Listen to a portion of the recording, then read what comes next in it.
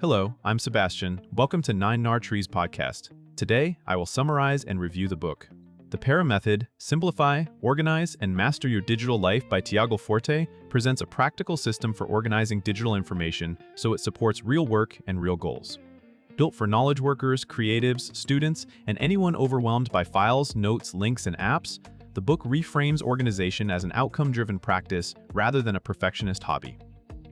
PARA stands for Projects, Areas, Resources, and Archives, 4 categories that can be applied across cloud drives, note apps, email, and task managers. Instead of sorting by vague subjects or rigid hierarchies, the approach emphasizes actionability and retrieval, what you are actively trying to accomplish, what you must maintain over time, what you want to learn or reference, and what you are done with for now. Forte connects the method to everyday friction points such as duplicated notes, lost documents, scattered ideas, and context switching. The result is a flexible structure designed to scale with changing priorities and tools while reducing mental clutter. I will give you key takeaways from this book. Firstly, organizing for action with the project's first mindset. A central idea behind PARA is that your organization should serve your current commitments, not your idealized future self. The method puts projects first because projects represent outcomes with deadlines, deliverables, and clear next steps.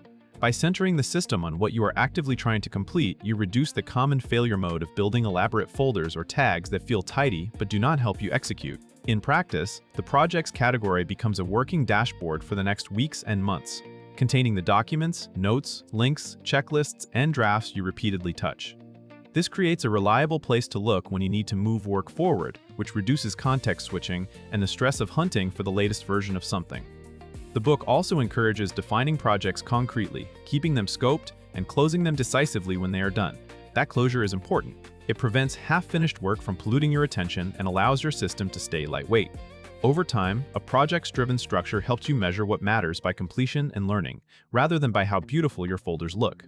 Secondly, separating responsibilities into areas to maintain steady control. Not everything in life is a project, and PARA addresses that by introducing areas as a distinct category.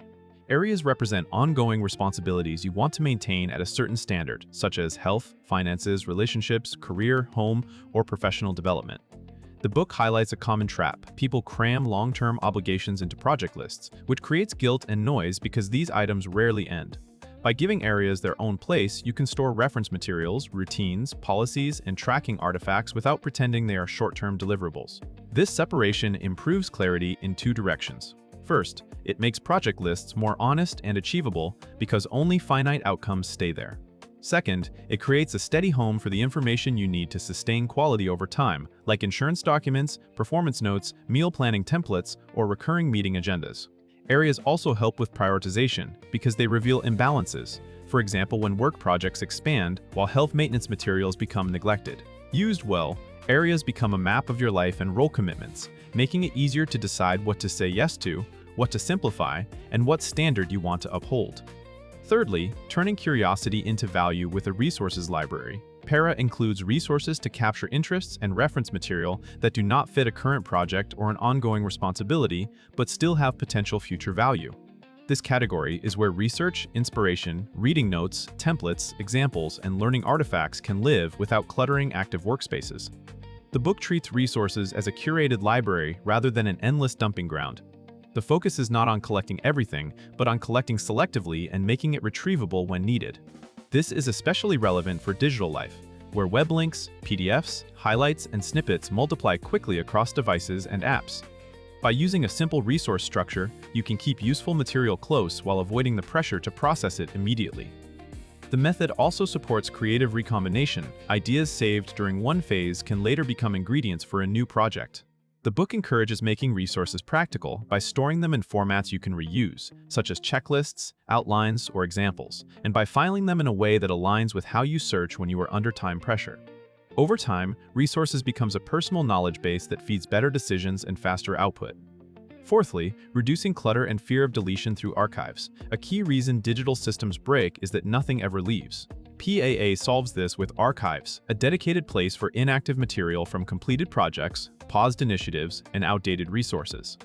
The power of archives is psychological as much as logistical.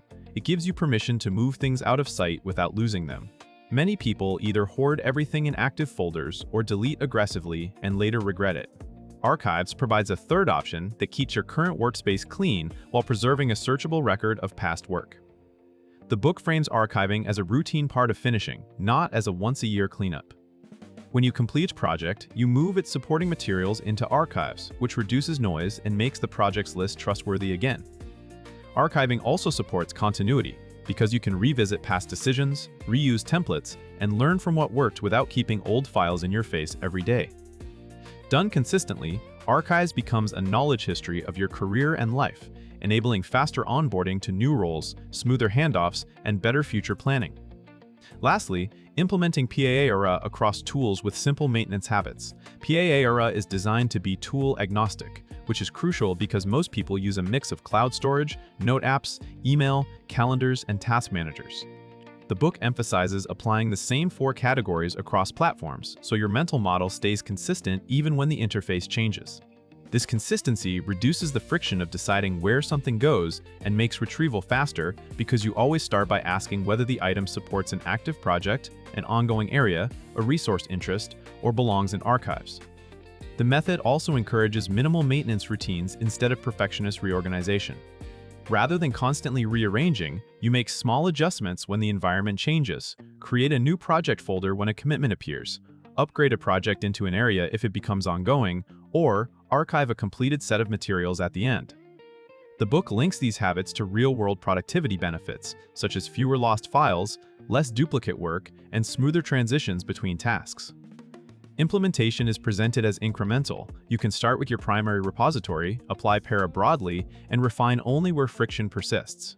The aim is a stable, low-overhead system that supports execution and learning.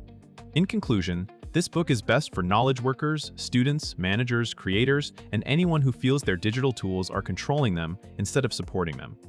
If you have ever lost track of key documents, saved the same link in 3 places, or felt anxious opening your notes because they are messy, Para offers a straightforward path to regain control.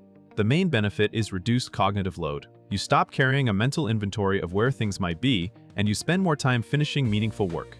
By separating what you are doing now from what you must maintain, what you might use later, and what you are done with, the system makes priorities visible and reduces background stress.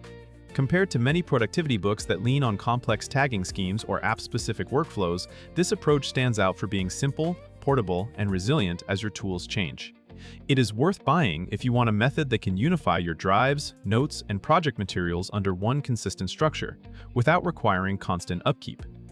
The result is a calmer digital life and faster, more confident execution.